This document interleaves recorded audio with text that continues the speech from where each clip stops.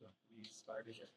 Well, good afternoon. We are Team Viva, and today we'll be presenting our expansion proposal for Ocean Soul. My name is Alexandra Tuliadis. My name is Elena Lamont. I'm Evangelist Moros. I'm Brandon Vanover. We want to start with the big question here.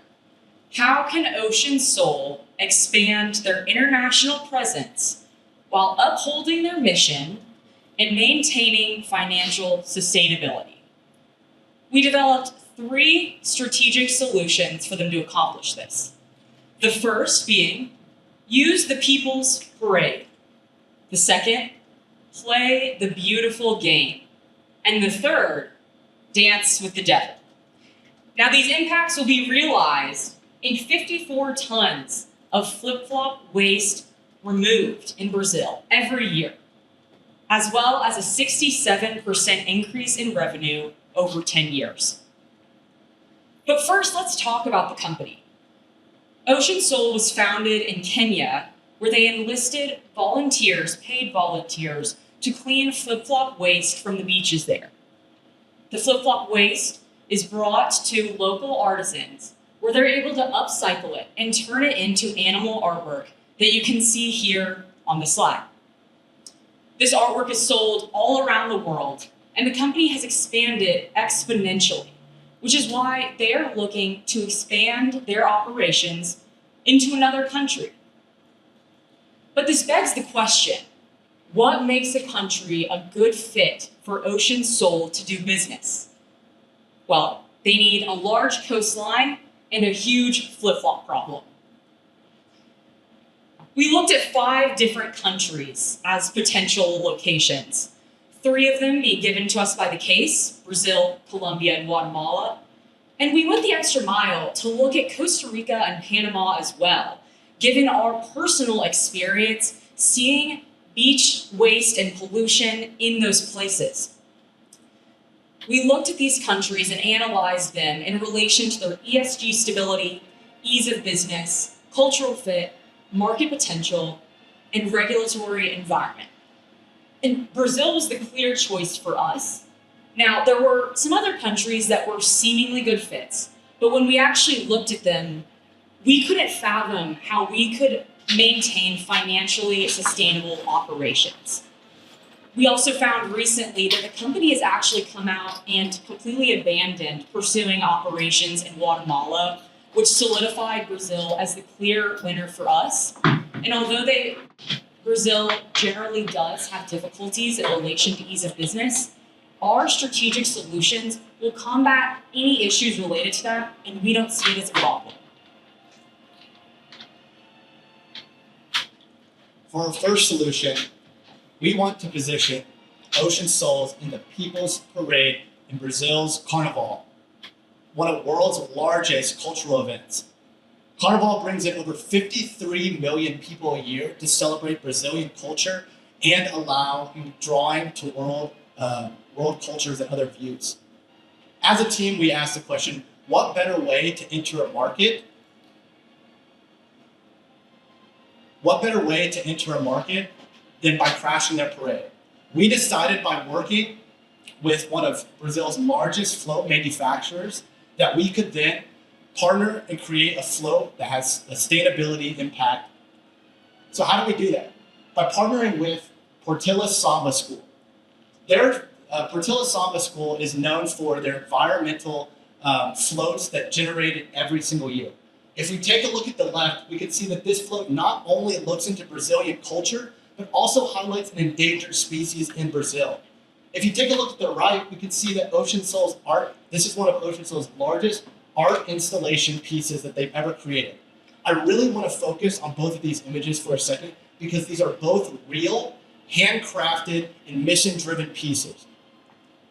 Now we can start to tie our vision and bring it to life. As you can tell from our image here, you can see that with Ocean Soul's flip-flop designs and colorful approach perfectly aligns with Carnival's theme and mission. So how can we make this happen? If you take a look at Brazil, you can see that it boasts a major coastline with 11 major beaches. you can see that if we double click on Guanabara Bay, specifically in Rio, they have over 250 tons of flip-flops with 714,000 individual flip-flops polluted every single year. We believe that by targeting Rio with this conservative waste approach, we can help Brazil and promote local sustainability. So what happens after those flip-flops are collected? We are going to take the Kenya approach to where we pay volunteers to help collect the beach flip-flop. So once those flip-flops come in, we can take them to Samba City. Samba City is a local complex that each single Samba school is able to house, build, and design their floats every single year. Now, where Ocean Soul comes into play is that they provide the artists as well as the flip-flops in order to create the floats, and the Samba schools provide the Samba dancers as well as the facility. Additionally, we don't want this float to go to waste. So we decided that post-carnival, we would have plans of auctioning off our float to museums, aquariums, and institutions at a base price of $500,000, with all of the proceeds going to Ocean Soul's mission, as well as other environmental sustainability practices. If you take a look here and look at the massive amounts of attendance at Carnival, as well as the global view, we know that through customer sentiment that Ocean Soul's financials can grow significantly, not only through their impact, but also through their world visibility and top-line revenue. For our second solution, we are wanting to integrate Ocean Soul into the hearts and souls of the Brazilian people through O Jogo Bonito, or the beautiful game. So art in and of itself is a form of culture. In football, in and of itself, is a form of art. Well, with 89% of the Brazilian population being interested in the sport, we believe that we can utilize the flip-flop problem to create sustainable soccer balls, as seen on the right-hand side, and allow individuals around the world to create their own forms of art, such as Pele, Ronaldinho, and Neymar Jr. have for years for the Brazilian national team. And here's how. We plan on utilizing 2 existing manufacturing facilities that already exist and renting a brand new facility in Rio. So we will start here, which makes sense because that's where the majority of our supply is coming from initially. It is at this location where we will employ skilled artisans who will turn the flip-flops into soccer square patches. We recognize that it might be a big leap to turn flip-flops into a soccer ball, and Ocean Soul might not be there yet. And so our next step after this is to send these square patches to Penalty. Penalty is an existing soccer ball manufacturing facility today. They actually pride themselves in innovation and creativity. So this is where those square patches that our local people make will be sewn together and turned into the final product. Once the final product is made in this warehouse, it will then be moved to the Florida fulfillment location in the United States. And lastly, as you see the 2026 FIFA World Cup approaching, we plan on partnering with the Brazilian national team to put our logo on the left sleeves of their patches alongside some of the most recognizable players in the game, such as Neymar Jr. himself.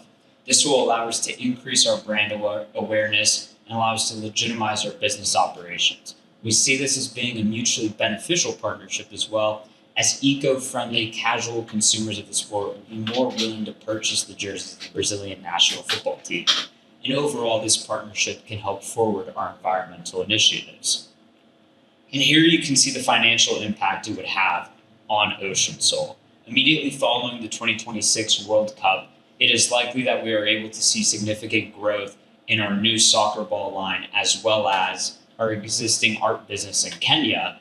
However, as the 2030 games approach and the Brazilian national team ends up selling new jerseys without that logo patch on it, we do expect that growth to slow, however, to still allow for financial sustainability and success over the long term.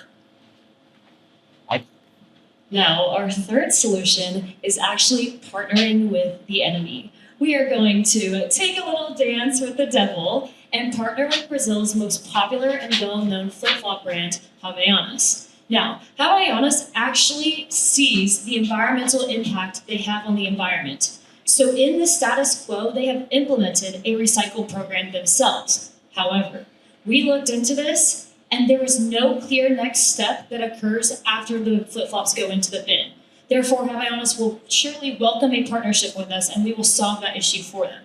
To date, 500,000 pairs of flip-flops have been collected from this program.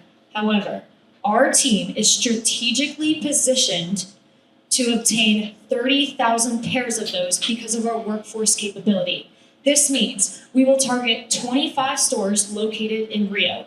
This will give us access to around 10.5 tons of new supply, meaning this is roughly 1,200 new pairs or 1,200 used pairs of shoes that we will actually use for artwork. This is an example of what that artwork is going to look like. We decided to use it for artwork because it is a cleaner supply and more organized supply than what the beaches will have. Now, this is a Brazilian themed artwork. However, this is going to be marketed towards international buyers, as our team believes soccer balls will be the primary product that Brazilians would like to buy from us. Now, what does this look like in the supply chain?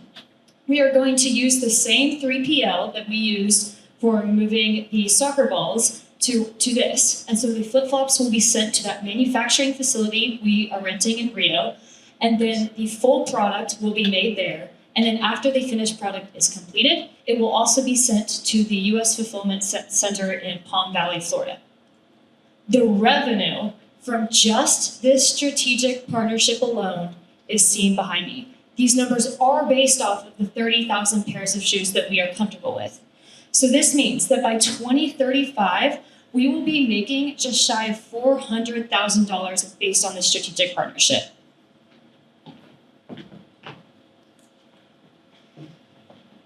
To conclude, I want to discuss the impact of this expansion into Brazil.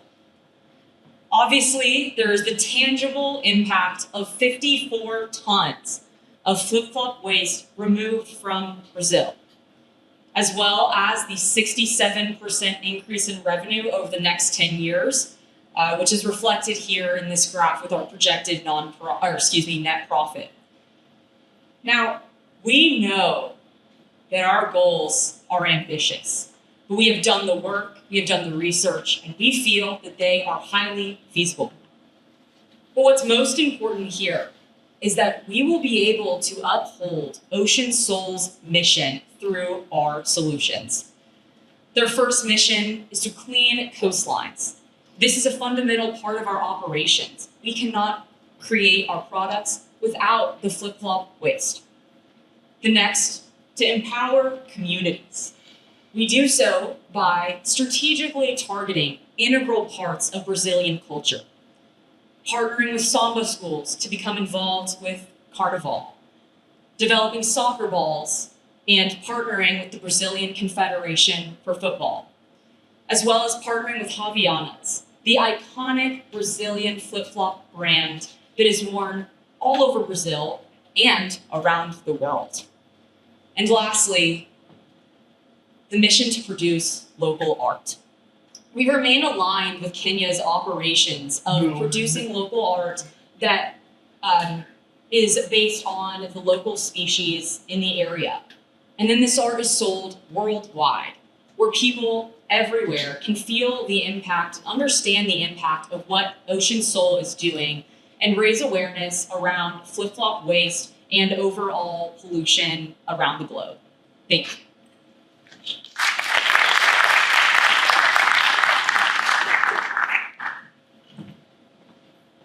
Well, good job, everybody. I loved your last comment. This is ambitious. That was going through my head this entire presentation. So definitely appreciate the approach. However, ambition is very expensive and uses a lot of capital. From my experience, when you launch out to other markets, you mentioned that you have some support. Do you have anything that you can support based on the comment that I just made? So a lot of the portion of what we've been able to build along here has been with partnerships throughout, say, the soccer balls and whatnot, and volunteering with the Kenyan model. And so using the volunteer Kenyan model, we're able to calculate majority of our costs, how much it would be for labor, and then be able to flow that through alongside some other financials we provided in the case. But overall here you can see the estimated revenues based upon different consumer segments and the percent of capture we believe will be possible.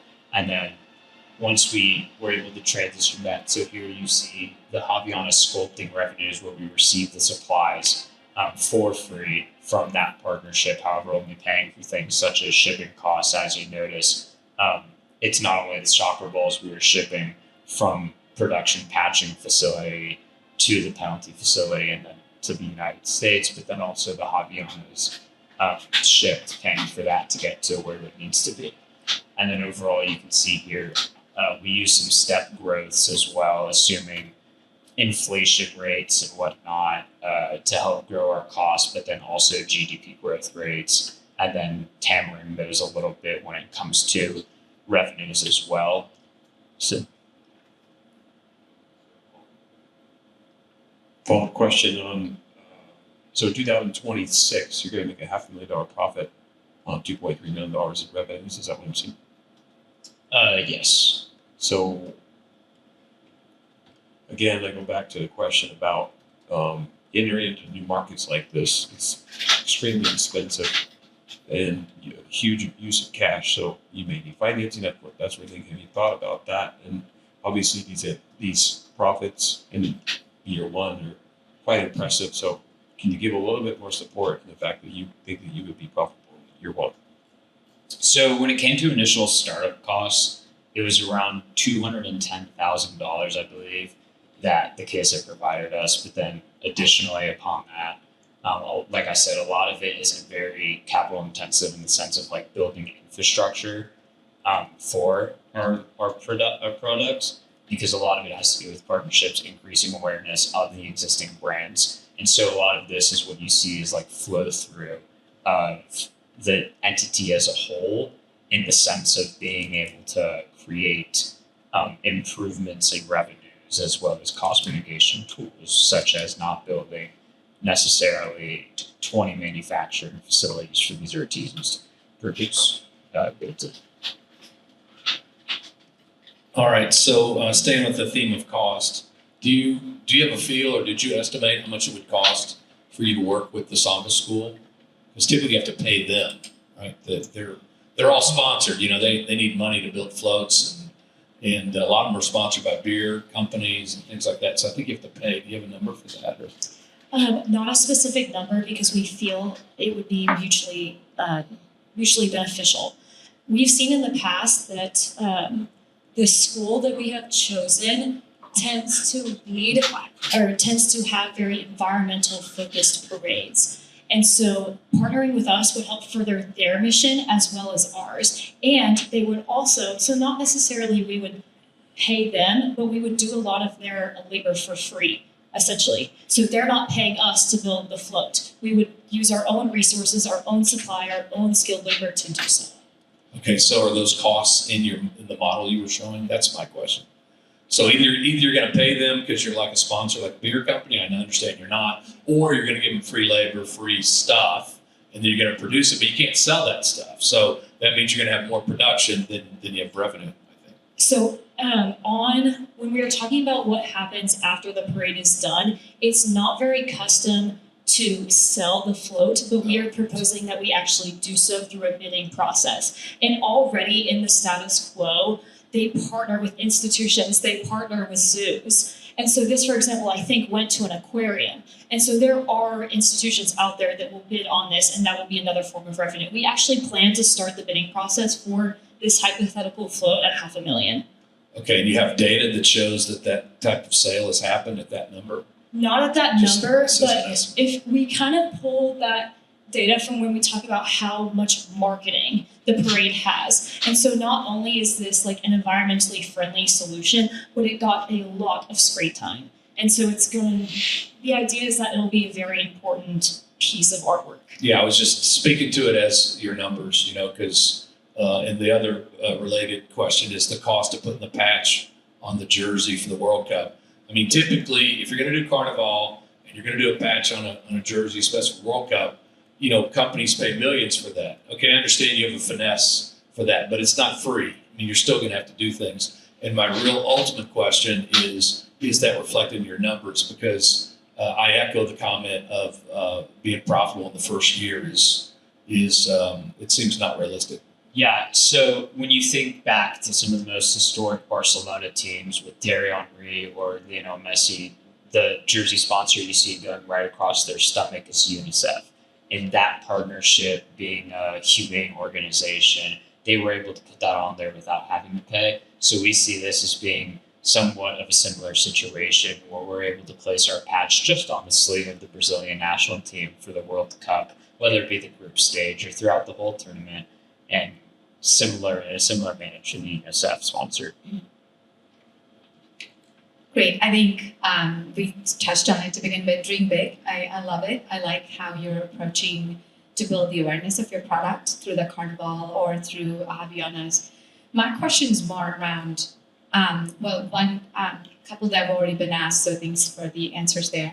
But why would the biggest manufacturer of flip-flops want to recycle with you if they obviously have the funds, they have the ability, they could recycle it and create more flip-flops to put more flip-flops out on the world. But how do you think about why would they want to partner with you to take their ways to create something new that is also being sold in the market? Mm-hmm. So currently in the status quo, we did mention that their recycle program has been in effect for several years. We looked at how they handle that, and they don't. Havaianas is not the party responsible for what happens after those flip-flops goes into the bin. The only thing we could find on their website is that they outsource that to a third party. We looked at that third party, absolutely nothing about it. It was a very shady, very gray thing. That in and of itself shows how ineffective it is. With this partnership, we would plaster it all over our website. They would put it on their website. It would be nothing like the current situation is now. And considering that the business themselves does not have a current solution for it and they're outsourcing and the outsourcer isn't ideal, I think they would entirely partner with us. We also included a quote on that slide that basically just shows that they're always looking for innovative solutions as well. It's a real state that Havaianas has recognized that their flip-flops are polluting the ocean and they want to do something about it. Correct. But they're not doing enough about it. They're trying. We would help.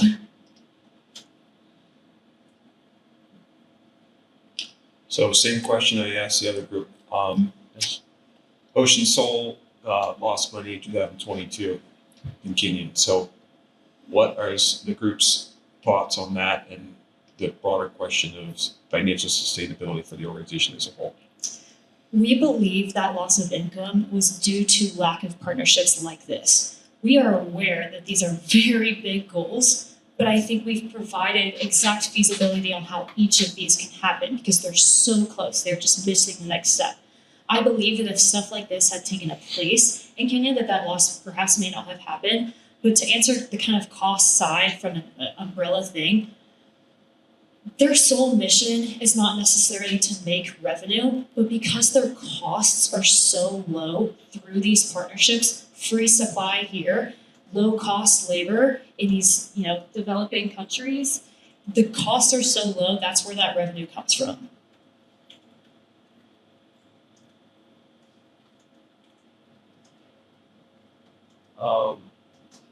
Just thinking about Whether it's on or not. It actually doesn't pick up voice when it's on. Maybe we'll just leave it on. I don't know.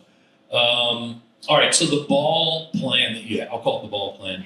The ball plan that you have, do you guys have any data? I know you didn't do a prototype or anything. And if this is the real world, okay. I mean, one you could kick around.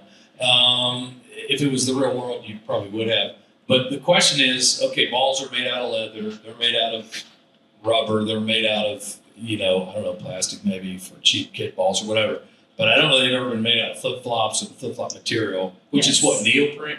Do we know what that material is? Neoprene? Or? Yes. Okay, so yeah, that's my question. So we did explore this. Okay, I'm so perfect. happy you asked. So yes, EVA foam is technically what flip-flops are made out of. And we've actually found that it is quite similar to an extent of what soccer balls now are originally made of. You can see some of the specifics that we included here. Combined with a standard air platter, this will come from the existing soccer ball manufacturer. I recognize that's a large set, that's why we're using them. And we do include a slight risk. I'm gonna be realistic. They are functioning soccer balls, but they might not last as long when used on rough surfaces. And another thing to remember is that these soccer balls are going to be used, by kids, by schools, in front yards and backyards. They're not necessarily going to be used in some of the big games that we advertise in. So we do recognize that risk. And consumer at the end of the day, it's up to them on how they choose to use the soccer ball. They might recognize that it's ultimately not maybe a functioning one to kick on a hard surface 11v11, but rather one that, based upon its design and its background and its story, one that you put all the mantle. I have a similar question. I have a similar question on the soccer ball. So great. I was looking forward to this slide to see the material, the comparison, and what goes in a real soccer ball. And I agree that the idea is not here to create a sustainable soccer ball, but to be able to show that a flip flop that was just lying on the beach could now be something more functional and be mindful of leaving the waste at the beach and all of that. I like that sentiment. The question I do have though is, have you done a cost analysis? Because the flip-flop has to go through quite a bit of transition for it to become a soccer ball, right? Correct. So when you think about the price of how much it's going to cost you to make a soccer ball versus what you would be selling it for, have you done some analysis on what that would look like in terms of the cost benefit there? Yes. So we did not, but we did try. The only reason why not is because I would have had to essentially contact Penalty as a company and obtain a quote, which is kind of impossible. But to give you an idea of kind of how we'll think about it, we don't foresee it being a fairly large cost because we're essentially supplying Penalty with the ingredients to make the ball. The only thing they're doing is perhaps adding an air bladder and some stitching. So we will have the flip-flop actual padding on the outside, which covers probably a significant portion of the cost itself. Let's go to our last question. Anybody, judges, last feedback? All right, I'm moving to my comment. So I want to say it again. I love the ambition. Don't lose that creativity. I'm a risk-averse individual, so it makes me feel uncomfortable, but very excited. While I believe that your ideas are ambitious, I do believe that your assumptions are ambitious as well. So that's the comment I had to make. But again, please don't be discouraged by the creativity. It's fantastic. I asked the same question from the other group about the sustainability of the existing business. I was hoping to see a little bit more on that, especially with the loss and understanding what fundamentally is the concerns of this business. I know that you tried to address it earlier, but I would liked to see a little bit on that and then have gone into how we're going to expand the next market. But overall, excellent job. Yeah, very, very professional, and you guys are taking the bullets up there very professionally. So it's impressive. I worked for all those years before I taught, and every time I see a competition like this, I think, man, I'd hire those folks to work for me in a minute. So I really have that sentiment about you guys. But you guys have a disease, and it's the same disease I have, so I can tell you about it. Yeah, it's called passion and optimism. Okay, and I was an entrepreneur for about half my career, and you cannot be a successful entrepreneur unless you have passion and optimism. So, as was already said, don't lose that. Keep that, okay? But I did worldwide partnerships for several companies. And so I lived the scenarios you're talking about. Oh, let's get a patch on the jersey. Let's, my thing wasn't as sexy as soccer though, so it was telecom. But in any case, I used to tell my CEO all the time, this thing really rides on the decision of one person.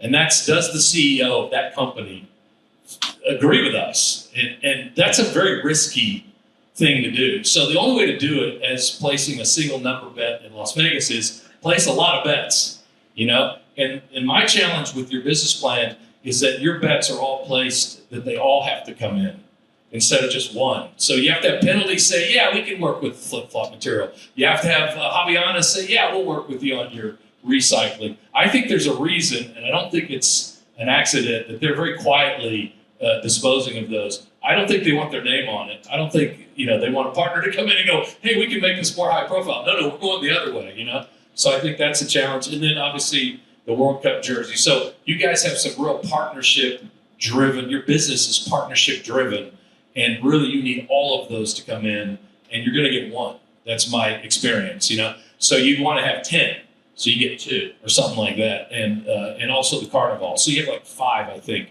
and I think you probably get 1. That's my sense of it. But don't lose your passion and optimism. It's very inspiring. It's always fun to go last, right? Like all the good stuff's already been said. Yes, sir. No. But I would say something similar. So I think in the business that I'm in, we always do a best case scenario and a worst case scenario, right? So echoing on the words here to let's say if none of these panned out for you, what would your passion and interest be to still grow the business? Is that the mission? Is that really about finding artists to create products? And what would you do if your 5-year, 7-year plan didn't work out?